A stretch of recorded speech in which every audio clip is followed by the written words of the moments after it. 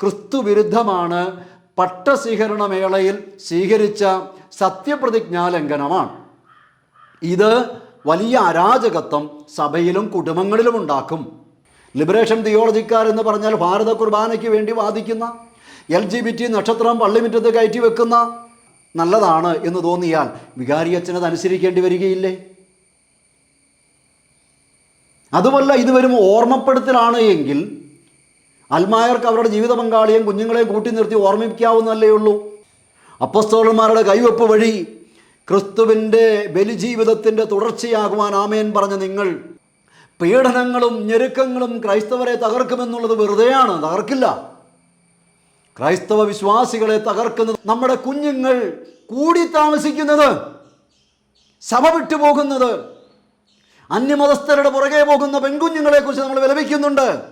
ഇവിടെ ബഹുമാനപ്പെട്ട പരസ്യരംഗത്തിറങ്ങിയിരിക്കുന്ന ബഹുമാനപ്പെട്ട വൈദികരെ, ആത്മഭാരത്തോടെ നിങ്ങളോട് വീണ്ടും ചോദിക്കട്ടെ, തന്നോട് കൂടെയായിരിക്കുവാനും സുവിശേഷം പ്രസംഗിക്കുവാനും പിശാചുക്കളെ ബഹിഷ്കരിക്കുവാനും രോഗികളെ സുഖപ്പെടുത്തുവാനും കുർബാനയിലായിരിക്കുന്ന ഓരോ നിമിഷവും തന്നോട് തന്നെ വിളിച്ചു പറയേണ്ട തിരുവചനം, ക്രിസ്തുനാഥൻ ഇടവക ജനത്തെ ഈ ബലിയർപ്പണത്തിലൂടെ, വികാരി അച്ഛൻ ബലിവേദിയിൽ നിന്ന് ബലിയർപ്പിക്കുമ്പോൾ ആ അരമണിക്കൂറോ 3/4 മണിക്കൂറോ 1 മണിക്കൂറോ വരുന്ന ബലിയർപ്പിക്കാൻ ഇത് പൂർത്തിയാക്കാൻ എനിക്ക് വേണ്ടി പ്രാർത്ഥിക്കണം എന്നുള്ള അർത്ഥമാണോ ഇതിന്? പ്രിയപ്പെട്ടവരെ, വളരെയേറെ ദുഃഖത്തോടും ആത്മഭാരത്തോടും എന്നാൽ സോഷ്യൽ മീഡിയയിൽ കാണപ്പെടുന്ന പ്രതികരണങ്ങൾ കാണുമ്പോൾ മിണ്ടാതിരിക്കാൻ മനസാക്ഷി സമ്മതിക്കാത്തതുകൊണ്ടും വിവിധ സഭകളിൽ വിവിധങ്ങളായ രീതിയിൽ നടക്കുന്ന തർക്കങ്ങൾ, പ്രത്യേകിച്ച് കർത്താവിന് വേണ്ടി ഞാൻ സ്വയം മാറി നിന്നവളാണ് എന്ന പരസ്യമായി പ്രഖ്യാപിക്കുന്നവരുടെ ഇടയിൽ നിന്നുണ്ടാകുന്ന ഇടർച്ചയുടെ പ്രതികരണങ്ങളും പ്രവൃത്തികളും കാണുമ്പോൾ മിണ്ടാതിരിക്കാൻ മനസാക്ഷി അനുവദിക്കുന്നില്ല. എന്നാൽ എൻ്റെ തന്നെ ജീവിതത്തിലേക്ക് നോക്കുമ്പോൾ ഇത്തരം ഒരു വിമർശനം നടത്തുവാനുള്ള അർഹതയില്ല എന്നുള്ള തിരിച്ചറിവിൽ ഞാൻ എൻ്റെ തല കുനിക്കുകയാണ്. പക്ഷേ എന്നാലും മക്കളെയും മക്കളുടെ മക്കളെയും ഓർക്കുമ്പോൾ ചില കാര്യങ്ങൾ പറയാതിരിക്കാൻ നിവൃത്തിയില്ല. പരസ്യമായി തന്നെ പ്രതികരിച്ചിരിക്കുന്നത് കൊണ്ടും സോഷ്യൽ മീഡിയയിൽ നിരന്തരമായി ഇത്തരം വിഷയങ്ങൾ അപ്ലോഡ് ചെയ്തിരിക്കുന്നത് കൊണ്ടുമാണ് സോഷ്യൽ മീഡിയയിലേക്ക് തന്നെ ഈ പ്രതികരണം ഇടുന്നത്. യൂറോപ്പിലെ ക്രൈസ്തവ ലോകത്തിനുണ്ടായ വിഷയം നമുക്കറിയാം. ലിബറേഷൻ തിയോളജിക്കാരാണ് യൂറോപ്പിലെ ക്രൈസ്തവ സഭയെ തകർത്തതെന്ന് നമുക്കറിയാം. അത് ഉള്ളിൽ നിന്നാണ് എന്നുള്ള വസ്തുത തിരുവചനം നമ്മോട് പറയുന്നുണ്ട്. അപ്പോൾ ഇതൊരു ചരിത്ര സത്യവുമാണ്. 1400 വർഷമായി ഇറാഖിലടക്കമുള്ള കൽദായവും അല്ലാത്തതുമായ സഭകൾ, പൗരസഭകൾ പീഡനത്തിന് മുമ്പിൽ വീഴാതെ പിടിച്ചു നിൽക്കുന്നുണ്ട്. ഈജിപ്തിലെ കോപ്റ്റിക് സഭയായിക്കൊള്ളട്ടെ, സിറിയ, ലെബനോൻ, ഇറാഖ്, ഇറാൻ ഇവിടങ്ങളിലെല്ലാം ക്രൈസ്തവ വിശ്വാസികൾ പ്രതികൂലങ്ങളുടെയും പീഡനങ്ങളുടെയും മുമ്പിൽ പിടിച്ചു നിൽക്കുന്നുവെന്നുള്ള സത്യം വേദനയോടെ കേരളത്തിലായിരിക്കുന്ന ഓരോ ക്രിസ്ത്യാനിയും തിരിച്ചറിയേണ്ടതാണ്.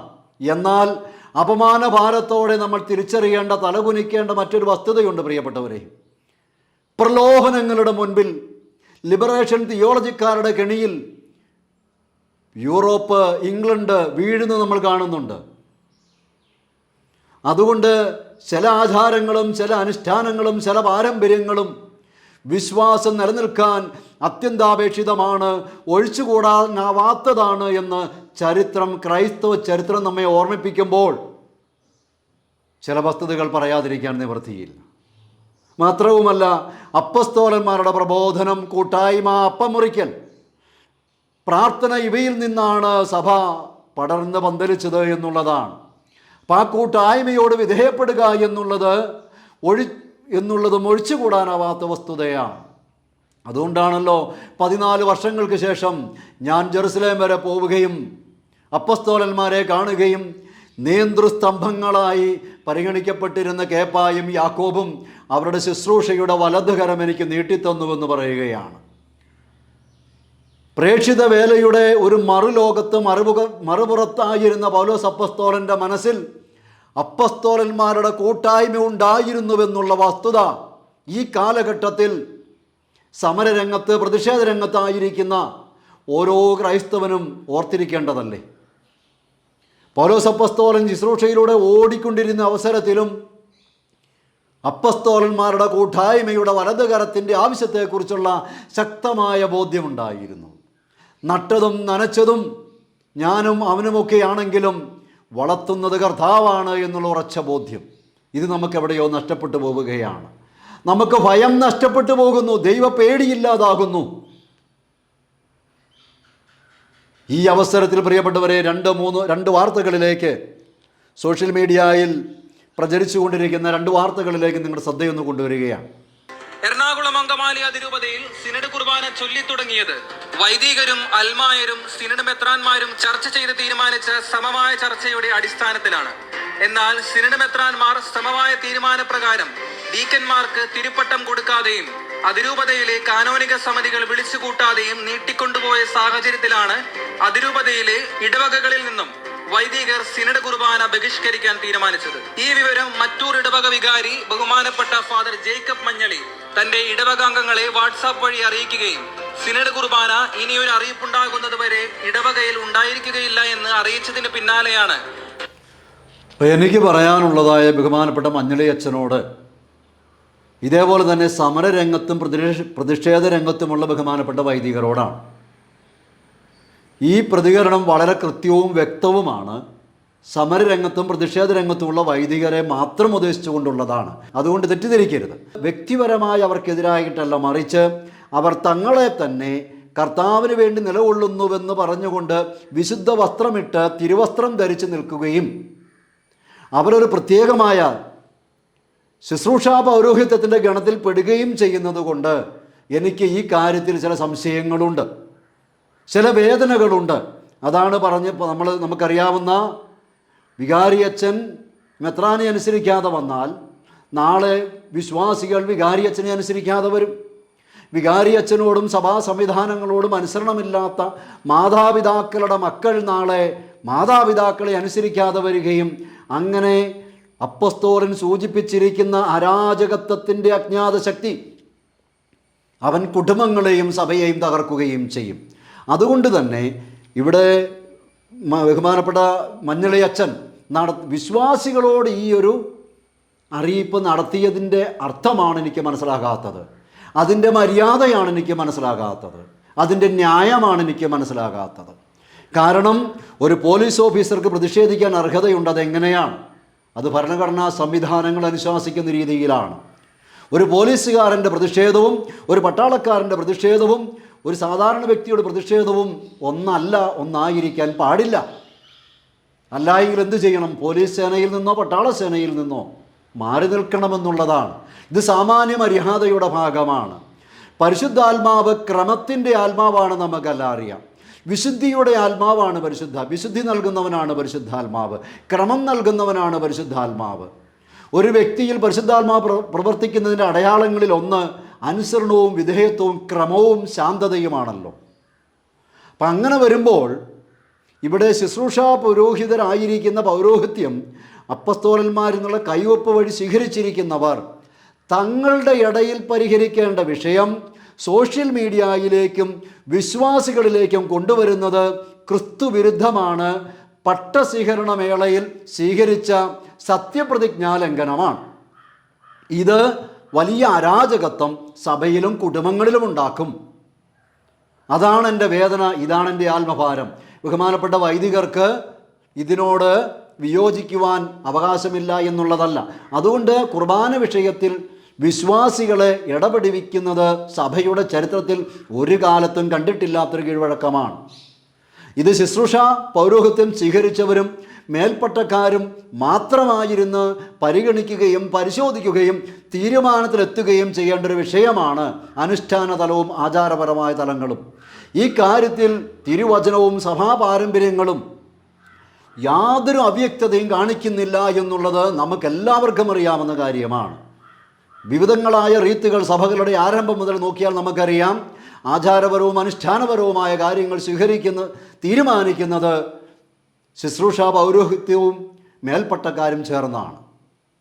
നമുക്കറിയാം 272 MPമാരാണ് തിരഞ്ഞെടുക്കപ്പെട്ട പ്രതിനിധികളാണ് 150 കോടി വരുന്ന ജനത്തെ ഭരിക്കുന്നത്.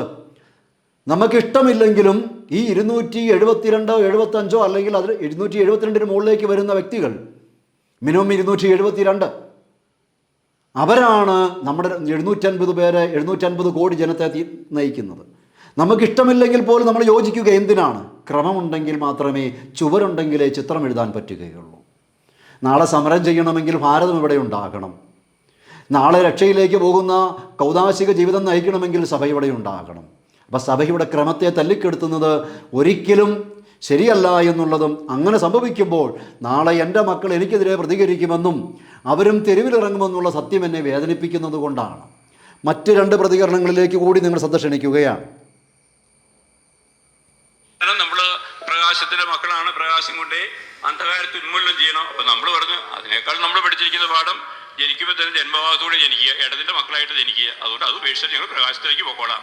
അപ്പൊ റോം പറഞ്ഞു എന്നാൽ അങ്ങനെ ആയിക്കോളാം പറഞ്ഞു. അത് 4-ാമത്തെ കാര്യം.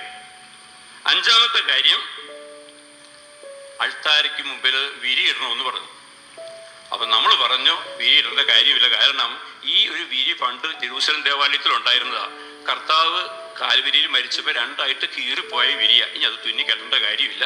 അതുകൊണ്ട് വിരിയില്ലാതെ ഞങ്ങൾ സമാധാനമായിട്ട് കുർബാന അർപ്പിച്ചോളാം. അപ്പൊ റോം പറഞ്ഞു അങ്ങനെ ആയിക്കോളാം പറഞ്ഞു. ഇങ്ങനെ നമ്മൾ ചോദിച്ചു വാങ്ങിച്ചെടുത്ത കാര്യങ്ങളാണ്. ദൈവം മനുഷ്യന് വേണ്ടി അർപ്പിക്കുന്ന ബലിയാണ് പരിശുദ്ധ കുർബാന.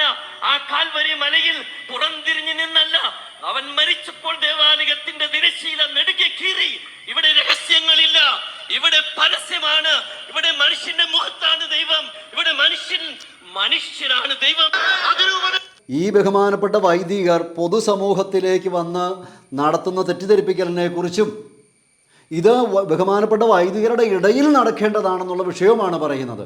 അതുകൊണ്ട് കമൻറ്റ് ബോക്സിൽ വരുന്നവർ എന്താണ് പറയാൻ ഉദ്ദേശിക്കുന്നതെന്ന് ദയവ് ചെയ്ത് മനസ്സിലാക്കണം.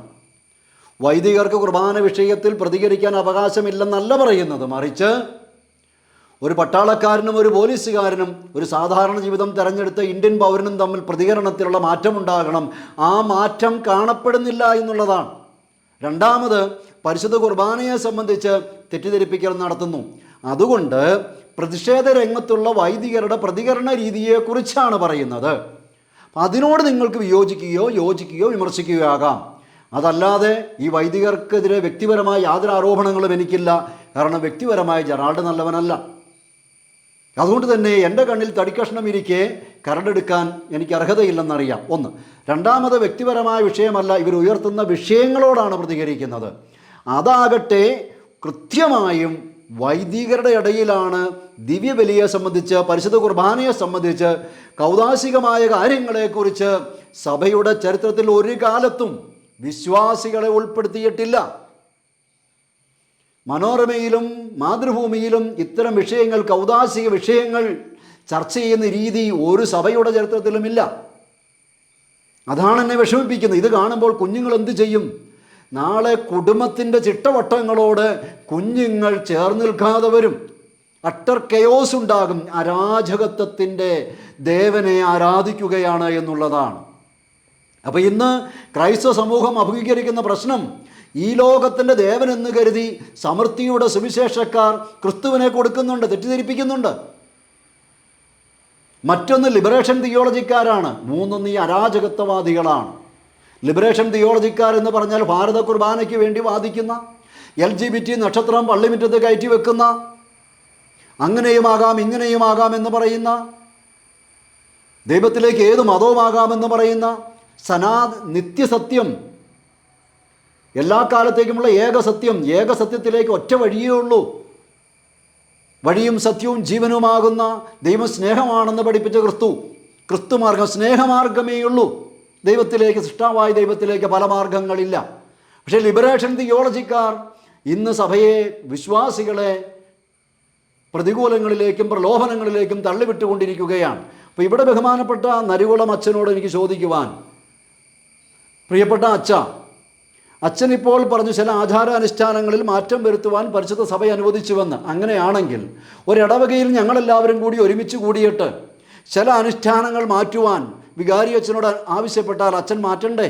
ഭൂരിപക്ഷ അഭിപ്രായം അനുസരിച്ച് ഒരു ദേശത്തിൽ കാണപ്പെടുന്ന പ്രത്യേകമായ ചില ആചാരങ്ങളും അനുഷ്ഠാനങ്ങളും നല്ലതാണ് എന്ന് ഇടവകയിലെ ബഹുഭൂരിപക്ഷത്തിനും തോന്നുകയാണ്. ഞാനൊന്ന് വ്യക്തമാക്കാം. ഒരു ദേശത്ത് കാണപ്പെടുന്ന ചില ആചാരങ്ങളും അനുഷ്ഠാനങ്ങളും കുർബാനയിലേക്ക് കൊണ്ടുവരുന്നത് നല്ലതാണെന്ന് ഇടവകയിലെ 99% ആൾക്കാർക്കും തോന്നുകയാണ്.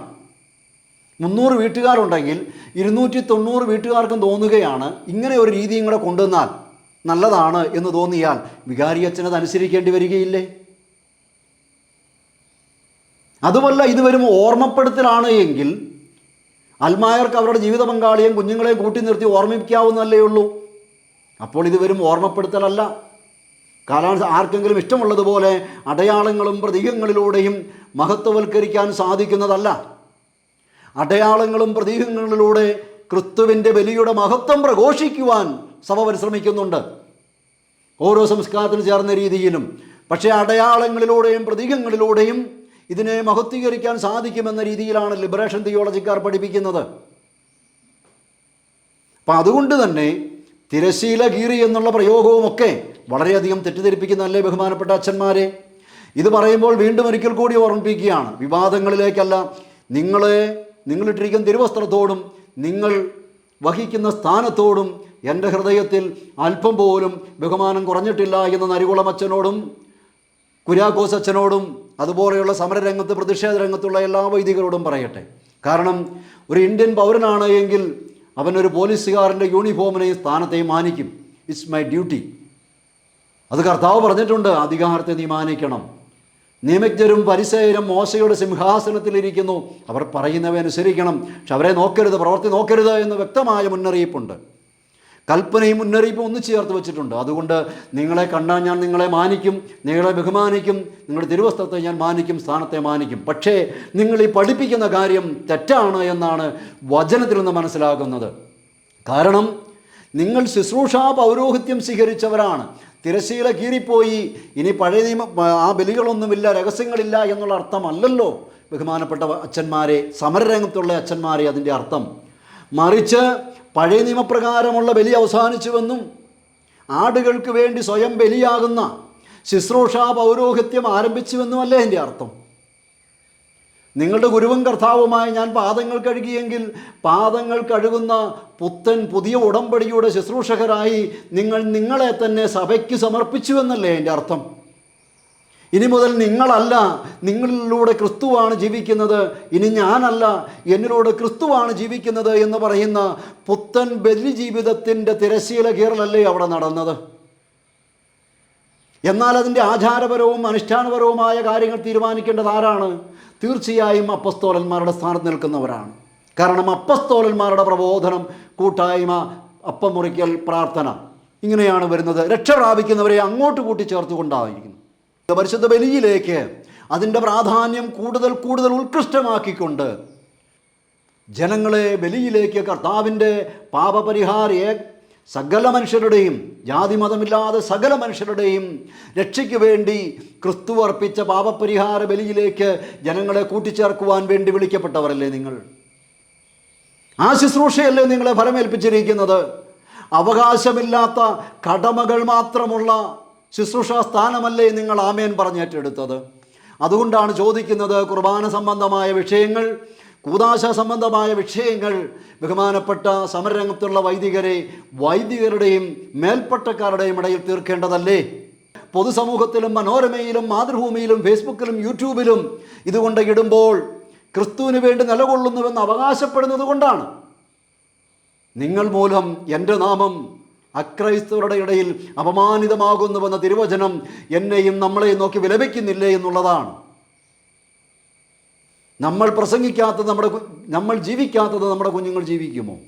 ബഹുമാനപ്പെട്ട അച്ഛന്മാരെ, ഞാൻ വചനത്തിൽ നോക്കുമ്പോൾ സഭ വിശ്വാസികളുടെ പൊതുവായ ഉപയോഗത്തിന് നൽകിയിരിക്കുന്ന തിരുവചനം CCCയും വത്തിക്കാൻ കൗൺസിലും പോലെയൊന്നുമല്ല. അത് പൊതുവായ ഉപയോഗത്തിന് നൽകിയിരിക്കുന്ന എല്ലാവർക്കും ആർക്കും എപ്പം വേണേലും ഉപയോഗിക്കാൻ വേണ്ടി, എങ്ങനെയും ഉപയോഗിക്കാൻ വേണ്ടി നൽകിയിരിക്കുന്നതല്ല. ഇത് ചിലർ അതും തെറ്റിദ്ധരിപ്പിക്കുന്നുണ്ട് വിശ്വാസികളെ. സന്ദർഭത്തിൽ നടത്തിയെടുത്തുകൊണ്ട് കോട്ട് ചെയ്തുകൊണ്ട് വിശ്വാസികളെ ലിബറേഷൻ തിയോളജിക്കാർ പ്രലോഭനങ്ങളിലേക്ക് വീഴിക്കുന്നുണ്ട്. പക്ഷേ തിരുവചനം സഭ പൊതുസമൂഹത്തിനായി നൽകിയിരിക്കുന്നതാണ്. ആ തിരുവചനം ഇവിടെ ഒന്ന് ഉദ്ധരിക്കുകയാണ്. പുരോഹിതന് അതിരത്തിൽ ജ്ഞാനം നിറയ്ക്കണം, ജനം പ്രബോധനം തേടി അവനെ സമീപിക്കണം, അവൻ സൈന്യങ്ങളുടെ കർത്താവിൻ്റെ ദൂതനാണ്. മലാക്കി 2-ാം അധ്യായത്തിന് 4-ാം തിരുവചനം. ജോയൽ പ്രവാചകൻ, കർത്താവിൻ്റെ ശുശ്രൂഷകരായ പുരോഹിതന്മാർ പൂമുഖത്തിനും ബലിപീഠത്തിനും മധ്യ നിന്നുകൊണ്ട് കരഞ്ഞുകൊണ്ട് പ്രാർത്ഥിക്കട്ടെ. വിശ്വാസികൾക്ക് വേണ്ടി ബലിപീഠത്തിന് മുമ്പിൽ നിന്നുകൊണ്ട് ക്രിസ്തുവിൻ്റെ ബലിയോട് ചേർത്ത് വെച്ചുകൊണ്ട് നിങ്ങളുടെ ബലിജീവിതം അർപ്പിച്ച് ഞങ്ങളെ അനുഗ്രഹിക്കാനുള്ളവരല്ലേ നിങ്ങൾ? പൂമുഖത്തിനും ബലിപീഠത്തിനും മധ്യ നിന്നുകൊണ്ട് കരഞ്ഞുകൊണ്ട് പ്രാർത്ഥിക്കട്ടെ. കർത്താവേ, അങ്ങയുടെ ജനത്തെ ശിക്ഷിക്കരുതേ.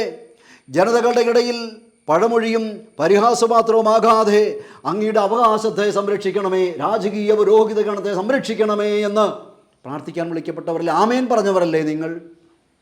അപ്പോൾ എന്തിനാണ് അൽമായരെ, വിശ്വാസികളെ ഇത്തരം തർക്കങ്ങളിലേക്ക് വലിച്ചഴയ്ക്കുന്നത്?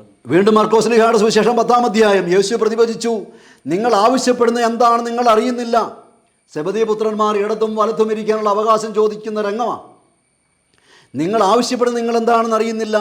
ഞാൻ കുടിക്കുന്ന പാനപാത്രം കുടിക്കാനോ ഞാൻ സ്വീകരിക്കുന്ന സ്നാനം സ്വീകരിക്കാനോ നിങ്ങൾക്ക് കഴിയുമോ? ഞങ്ങൾക്ക് കഴിയുമെന്നവർ പറഞ്ഞു. യേശു അവരോട് പറഞ്ഞു, ഞാൻ കുടിക്കുന്ന പാനപാത്രം നിങ്ങൾ കുടിക്കും, ഞാൻ സ്വീകരിക്കുന്ന സ്നാനം നിങ്ങൾ സ്വീകരിക്കും.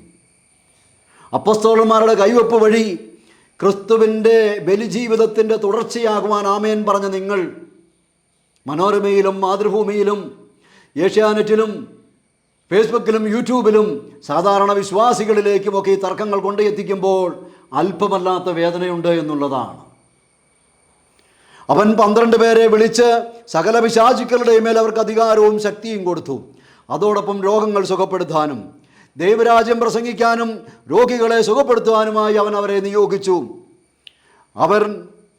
അവൻ പറഞ്ഞു, യാത്രയ്ക്ക് വടിയോ സഞ്ചിയോ അപ്പമോ പണമോ ഒന്നും എടുക്കരുത്, 2 ഉടുപ്പും ഉണ്ടായിരിക്കരുത്. വീണ്ടും ഇത് മർക്കോസ് ശ്ലീഹായും മത്തായി ശ്ലീഹായും ഒക്കെ പഠിപ്പിക്കുന്നുണ്ട്. അവൻ പിന്നെ മലമുകളിലേക്ക് കയറി തന്നോട് കൂടിയായിരിക്കുന്നതിനും പ്രസംഗിക്കാൻ അയക്കുന്നതിനും പിശാചുക്കളെ ബഹിഷ്കരിക്കാൻ അധികാരം നൽകുന്നതിനുമായി അവൻ 12 പേരെ നിയോഗിച്ചു.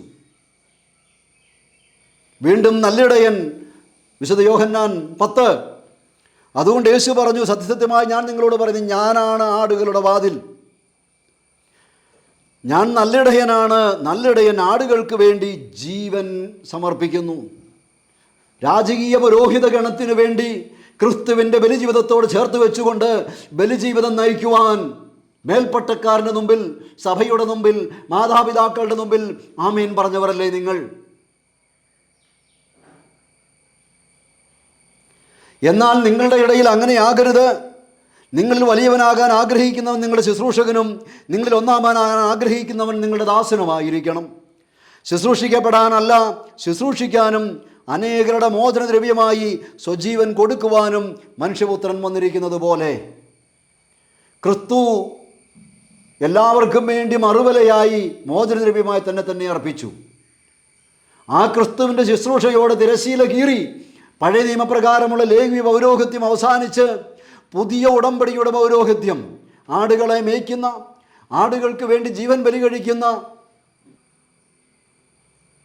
പുതിയ ശുശ്രൂഷാ പൗരോഹിത്യം ആമേൻ പറഞ്ഞ് ഏറ്റെടുത്തതിന് ശേഷം സാധാരണ വിശ്വാസികളെ ഇതിലേക്ക് വലിച്ചഴയ്ക്കുന്നതിൻ്റെ മര്യാദയില്ലായ്മയാണ് എന്നെപ്പോലെയുള്ളവരെ വേദനിപ്പിക്കുന്നത്. ഇത് ഞങ്ങൾക്ക് മനസ്സിലാകുന്നത് ഇടർച്ചയ്ക്ക് കാരണമാകുന്നുവെന്നുള്ളതാണ്. അവൻ ശിഷ്യരോട് പറഞ്ഞു, ദുഷ്പ്രേരണകൾ ഉണ്ടാകാതിരിക്കുക അസാധ്യം, എന്നാൽ ആര് മൂലം അവ ഉണ്ടാകുന്നുവോ അവന് ദുരിതം. ഈ ചെറിയവരിൽ ഒരുവന് ദുഷ്പ്രേരണ നൽകുന്നതിനേക്കാൾ നല്ലത് കഴുത്തിൽ തിരുകല്ല് കെട്ടി കടലിലെറിയപ്പെടുന്നതാണ്. ഈ വചനം വായിക്കുമ്പോൾ എൻ്റെ മനസ്സിലേക്ക് വരുന്നൊരു ചിന്തയുണ്ട്. എൻ്റെ തന്നെ വിളി, എൻ്റെ മക്കളുടെ, എൻ്റെ ജീവിത പങ്കാളിയുടെ മുമ്പിൽ എൻ്റെ വിളിയുണ്ട്. ആ വിളിയിൽ പോലും എത്രയോ ബലഹീനനും വീണുപോയിക്കൊണ്ടിരിക്കുന്നവനുമാണ് ഞാനും തിരിച്ചറിയുകയാണ്. അതുകൊണ്ട് പറയാറുണ്ട്, മക്കളെ അപ്പനിലേക്ക് നോക്കരുത്, കർത്താവിലേക്ക് നോക്കണം. അപ്പൻ ബലഹീനനും പാപിയുമാണ്. പക്ഷേ കാരുണ്യവാനായ കർത്താവിനെ അപ്പൻ കണ്ടെത്തിയിട്ടുണ്ട്. അവൻ്റെ ആണിപ്പാടുള്ള കരങ്ങളെന്നെ ചേർത്ത് പിടിക്കുന്നുണ്ട്. അപ്പൻ്റെ പാപങ്ങൾ അവനെന്നോട് പുറത്തുകൊണ്ട് എന്നെ കരുതുന്നുണ്ട്. കർത്താവിൻ്റെ കരുതലപ്പൻ അറിയുന്നുണ്ട്, കരുണയപ്പൻ അറിയുന്നുണ്ട്, ആ സ്നേഹവും കരുണയും അറിയുന്നുണ്ട്. അതാണ് എനിക്ക് നിങ്ങൾക്ക് തരാനുള്ളത്. അപ്പന് യോഗ്യതയുള്ള ജീവിതമില്ല എന്നറിയാം.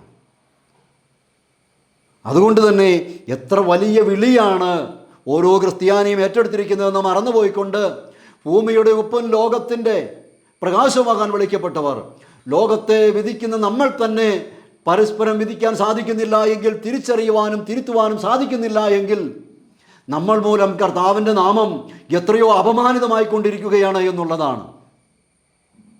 പുറമേ നിന്നുള്ള പ്രതിസന്ധികളെയെല്ലാം വിവിധ സഭകളിലേക്ക് നോക്കിയാൽ ഒരിക്കൽ കൂടി ആവർത്തിക്കട്ടെ, നമ്മൾ അതിജീവിച്ചിട്ടുണ്ട്. പീഡനങ്ങളും ഞെരുക്കങ്ങളും ക്രൈസ്തവരെ തകർക്കുമെന്നുള്ളത് വെറുതെയാണ്, തകർക്കില്ല.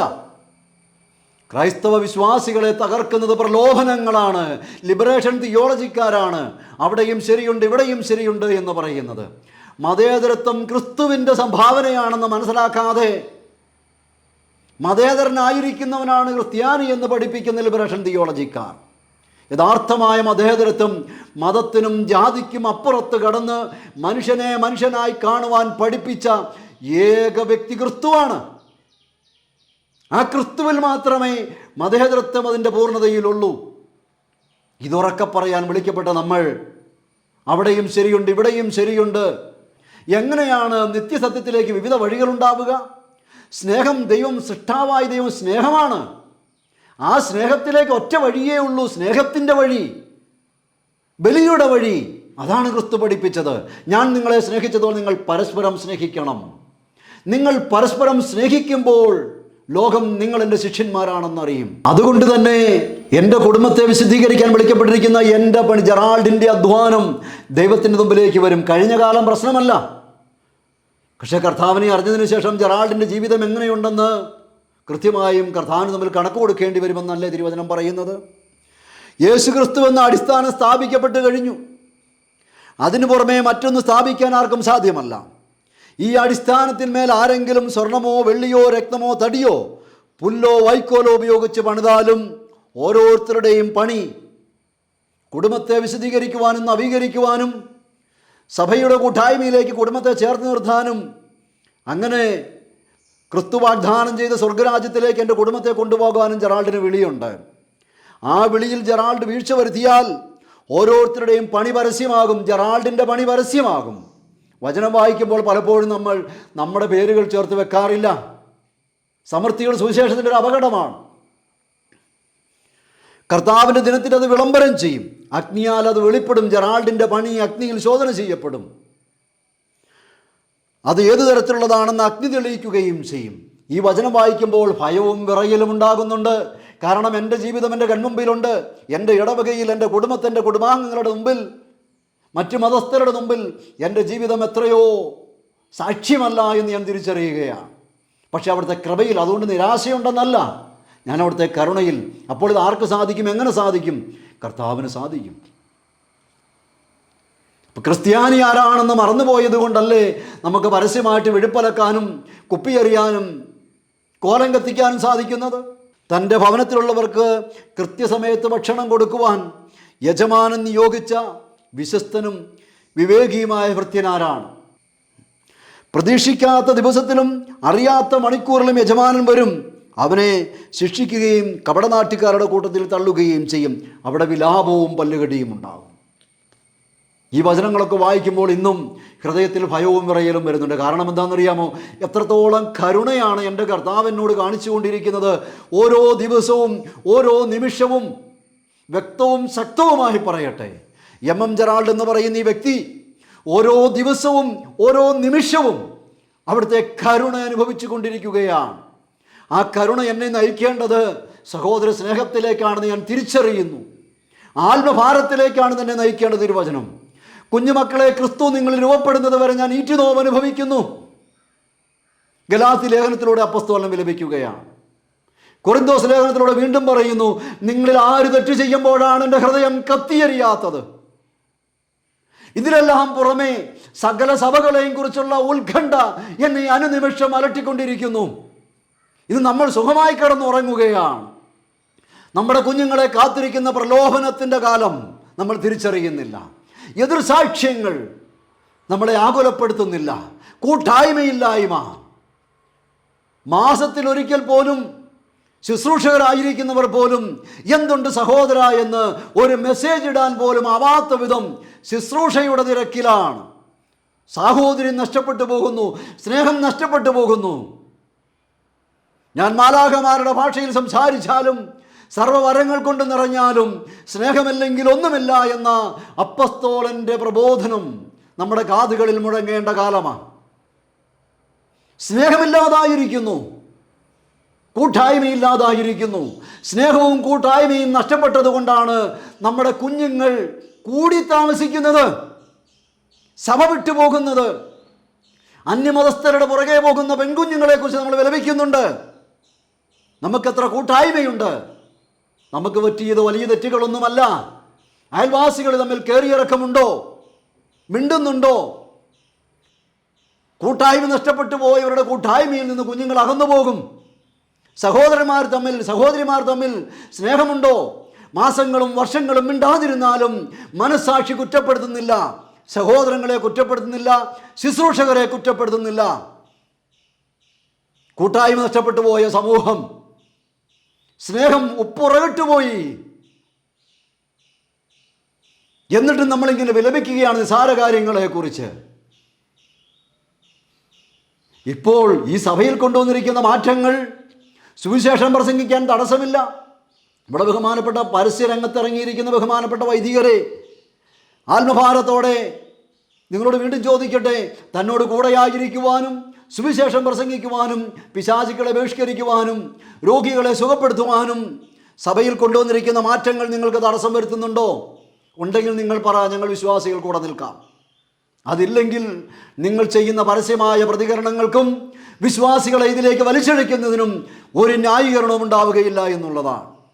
സുവിശേഷം പ്രസംഗിക്കാനും രോഗികളെ സുഖപ്പെടുത്താനും പിശാചുക്കളെ ബഹിഷ്കരിക്കാനും ഇപ്പോൾ സഭയിൽ കൊണ്ടുവന്നിരിക്കുന്ന മാറ്റങ്ങൾ തടസ്സമുണ്ടെങ്കിൽ പറ, അത് ന്യായമാണ്. ഒരു പോലീസുകാരനോട് രാഷ്ട്രം രാജ്യവിരുദ്ധമായതെന്തെങ്കിലും അവകാശപ്പെട്ടാൽ മാത്രമേ ആ പോലീസുകാരന്, ഒരു പട്ടാളക്കാരന് പ്രതിഷേധിക്കാൻ അർഹതയുള്ളൂ. ഒരു രാജ്യം ഒരിക്കലും അങ്ങനെ ആവശ്യപ്പെടുകയില്ല. അല്ലാത്ത നിലയ്ക്ക് കർത്താവിനോട് ആമേൻ പറഞ്ഞ പുരോഹിതനായിക്കൊള്ളട്ടെ, ലോകത്തോട് അനുഭവപ്പെടുകയല്ല, ക്രിസ്തുവിനോട് ചേർന്ന് നിൽക്കുകയല്ലേ, അതിനല്ലേ നമ്മൾ വിളിക്കപ്പെട്ടത്. നിങ്ങൾ വിലയ്ക്ക് വാങ്ങപ്പെട്ടവരാണ്, ആകയാൽ നിങ്ങളുടെ ശരീരത്തിൽ ദൈവത്തെ മഹത്വപ്പെടുത്തുവിൻ. എന്ത് ബലിയാണ് ഇവിടെ അർപ്പിക്കപ്പെടുന്നത്? തിരശീല കീറി ഇടത്തോട്ടോ വലത്തോട്ടോ വെക്കണോ എന്നുള്ളതൊന്നുമല്ല. ഈ ബലിയുടെ പ്രാധാന്യം നമ്മൾ മറന്നു പോവുകയാണ്. കർത്താവ് ജെറാൾഡിൻ്റെ പാപങ്ങളും കടങ്ങളും ഇളച്ചു തരുന്നതിന് വേണ്ടി എനിക്ക് വേണ്ടി ബലിയായ ആ ബലിയാണിത് ഓർക്കുന്നത്. ഇവിടെ ബഹുമാനപ്പെട്ട കുര്യാക്കോസ് അച്ഛൻ പറഞ്ഞു, ദൈവം മനുഷ്യന് വേണ്ടി അർപ്പിച്ചത് എന്ന്. ആവേശഭരിതനായ അച്ഛൻ പറയുകയാണ്, ബഹുമാനപ്പെട്ട അച്ഛ, അങ്ങനെ മാത്രം പറഞ്ഞാൽ മതിയോ? പോരല്ലോ. ഇത് എന്നെ, ജെറാൾഡിനെ, ഈ ബലിയിൽ പങ്കെടുക്കുന്ന നിങ്ങളെ ഓരോരുത്തരെയും വില കൊടുത്ത് വാങ്ങുന്നതിന് വേണ്ടി മാംസം ധരിച്ച് ക്രിസ്തു അർപ്പിച്ച ബലിയാണ്. ഇത് മറുവിലയാണ്, മോചനദ്രവ്യമാണ്. ഇനി മുതൽ നിങ്ങൾ നിങ്ങളുടേതല്ല എന്നല്ലേ ബലിയുടെ അർത്ഥം? ക്രിസ്തുവിനോട് ആമേൻ പറയുന്ന പുരോഹിതൻ ഇനി മുതൽ പുരോഹിതൻ്റെതല്ല. കുടുംബത്തോട്, ലോകത്തോട് വേർപിരിഞ്ഞ പുത്തൻ ജീവിതമാണ് പുതിയ ഉടമ്പടിയുടെ ശുശ്രൂഷകർ. കർത്താവിൻ്റെ സഹനങ്ങളുടെ കുറവ് ഞാൻ പരിഹരിക്കുന്നുവെന്ന് പൗലോസ് അപ്പോസ്തലൻ തൻ്റെ വിളിയോട് ചേർത്ത് വെച്ചുകൊണ്ട് പറയുന്നുണ്ട്. ആ വിളി സ്വീകരിച്ചവരല്ലേ. ജീവിക്കുന്നവർ ഇനിയും തങ്ങൾക്ക് വേണ്ടി ജീവിക്കാതെ നിങ്ങളെ പ്രതി ജീവിക്കുകയും മരിക്കുകയും ഉദ്ധാനം ചെയ്തവന് വേണ്ടി ജീവിക്കട്ടെ. അപ്പോൾ വീണ്ടും പറയുകയാണ്, ഇത് മറുവിലയാണ് എന്നുള്ളതാണ്. നോക്കിയോ, വെളിപാട് പുസ്തകം 5-ാം അധ്യായം 9-10 തിരുവചനങ്ങൾ വളരെ വ്യക്തമായി പഠിപ്പിക്കുന്നു. അവർ ഒരു നവ്യഗാനം ആലപിച്ചു. സ്വർഗത്തിലെ ഒരു നവ്യഗാനമുണ്ടായി. പുസ്തക ചുരുൾ സ്വീകരിക്കാനും അതിൻ്റെ മുദ്രകൾ തുറക്കാനും നീ യോഗ്യനാണ്. കാരണം നീ വധിക്കപ്പെടുകയും നിന്റെ രക്തം കൊണ്ട് എല്ലാ ഗോത്രങ്ങളിലും ഭാഷയിലും ജനതകളിലും രാജ്യങ്ങളിലും നിന്നുള്ളവരെ ദൈവരാജ്യത്തിന് വേണ്ടി വിലയ്ക്ക് വാങ്ങുകയും ചെയ്തു. ഓരോ ബലിയിലും പങ്കെടുക്കുന്ന ബലിയർപ്പകനും വിശ്വാസികളും കുർബാനയിലായിരിക്കുന്ന ഓരോ നിമിഷവും തന്നോട് തന്നെ വിളിച്ചു പറയേണ്ട തിരുവചനം, നിങ്ങൾ നിങ്ങളുടെ സ്വന്തമല്ല. കൊറിന്തോസ് 6:20, 7:23, വെളിപാട് പുസ്തകം 5-ാം അധ്യായം 9-10 തിരുവചനങ്ങൾ. നിങ്ങൾ നിങ്ങളുടേതല്ല, നിങ്ങൾ വിലയ്ക്ക് വാങ്ങപ്പെട്ടവരാണ്. 1 പത്രോസ് 18-19 തിരുവചനങ്ങൾ. കറയോ കളങ്കമോ ഇല്ലാത്ത കുഞ്ഞാടിൻ്റെ രക്തത്താൽ വീണ്ടെടുക്കപ്പെട്ടവരാണ് നിങ്ങൾ. ഈ ബലി നിങ്ങളെ വിലയ്ക്ക് വാങ്ങുകയാണ് ക്രിസ്തുനാഥൻ. ഇത് വിലയ്ക്ക് വാങ്ങപ്പെടുന്ന നിമിഷങ്ങളാണ്. ഞാൻ എന്നെ തന്നെ പൂർണ്ണമായും എൻ്റെ കടങ്ങളും പാപങ്ങളും കർത്താവിന് ഏൽപ്പിച്ചു കൊടുത്ത് ഞാൻ കർത്താവിനാൽ സ്വതന്ത്രമാക്കപ്പെടുകയാണ്. ഇനി മുതൽ ഞാൻ എൻ്റേതല്ല, അങ്ങനെയല്ലേ ഈ ബലി അർപ്പിക്കുന്നത്? അതല്ലേ ഈ ബലി? അതല്ലേ അപ്പോസ്തലന്മാർ പഠിപ്പിച്ചത്? മോചനദ്രവ്യമായി നൽകാൻ വന്നവനാന്നല്ലേ പഠിപ്പിച്ചത് കർത്താവ്? ഇതാ ലോകത്തിൻ്റെ പാപങ്ങൾ നീക്കുന്ന ദൈവത്തിൻ്റെ കുഞ്ഞാട്. ദൈവം മനുഷ്യന് വേണ്ടി അർപ്പിച്ച ബലി എന്ന് പറയുമ്പോൾ അതിൻ്റെ യഥാർത്ഥമായ അർത്ഥം മുഴുവൻ വരുന്നില്ല. മറിച്ച് ദൈവജനം മുഴുവൻ്റെയും, വരാനിരിക്കുന്ന ജനത മുഴുവൻ്റെയും പാപപരിഹാരാർത്ഥം, പാപങ്ങളുടെ മോചനത്തിനും കടങ്ങളുടെ പൊറുതിക്കും നിത്യജീവനുമായി അർപ്പിക്കപ്പെട്ട് ശരീരവും രക്തവും പങ്കുവെക്കപ്പെടുന്ന, പകരം വെക്കാനില്ലാത്ത നിമിഷങ്ങൾ ഏറ്റവും കുലീനവും ഏറ്റവും മഹത്തരമായ രീതിയിൽ അടയാളങ്ങളിലൂടെയും പ്രതീകങ്ങളിലൂടെയും അർപ്പിക്കപ്പെടേണ്ടത് തന്നെയാണ്.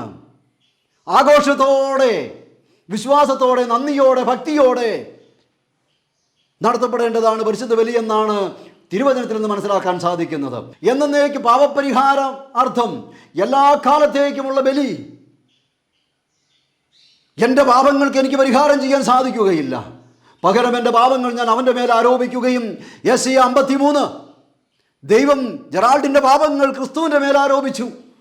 ജെറാൾഡ് ഉണ്ടാക്കിയ ക്ഷതങ്ങളും മുറിവുകളും ക്രിസ്തുവിൻ്റെ മേൽ ആരോപിച്ചു. എന്നിട്ട് ജെറാൾഡിനോട് പറഞ്ഞു, ഇന്നു മുതൽ നീ പുതിയ ജീവിതം ആരംഭിക്കണം. ഒരു വീണ്ടെടുപ്പിൻ്റെ ബലി. ഇതിനെയാണ് കാലാനുസൃതമായി നവീകരിക്കണമെന്ന് പറഞ്ഞുകൊണ്ടും ഞങ്ങൾക്ക് ഇഷ്ടം പോലെ ആക്കണമെന്ന് പറഞ്ഞുകൊണ്ടുമൊക്കെ നമ്മൾ ലഘൂകരിക്കുകയാണ്. നമ്മൾ വില കൊടുക്കാത്തതിന് നമ്മുടെ മക്കൾ വില കൊടുക്കുകയില്ല എന്നുള്ളതാണ് സത്യം. നീ അവരെ നമ്മുടെ ദൈവത്തിനൊരു രാജ്യവും പുരോഹിതന്മാരുമാക്കി അവൻ ഭൂമിയുടെ മേൽ ഭരണം നടത്തും. ഇത്ര കൃത്യമാണ് തിരുവചനം. നീ നിന്റെ രക്തം കൊണ്ട് എല്ലാ ഗോത്രത്തിലും ഭാഷയിലും ജനതകളിലും രാജ്യങ്ങളിലും നിന്നുള്ളവരെ ദൈവത്തിനു വേണ്ടി വിലയ്ക്ക് വാങ്ങുകയും ചെയ്തു. ക്രിസ്തുനാഥൻ ഇടവക ജനത്തെ ഈ ബലിയർപ്പണത്തിലൂടെ തനിക്ക് വേണ്ടി വിലയ്ക്ക് വാങ്ങുകയാണ്.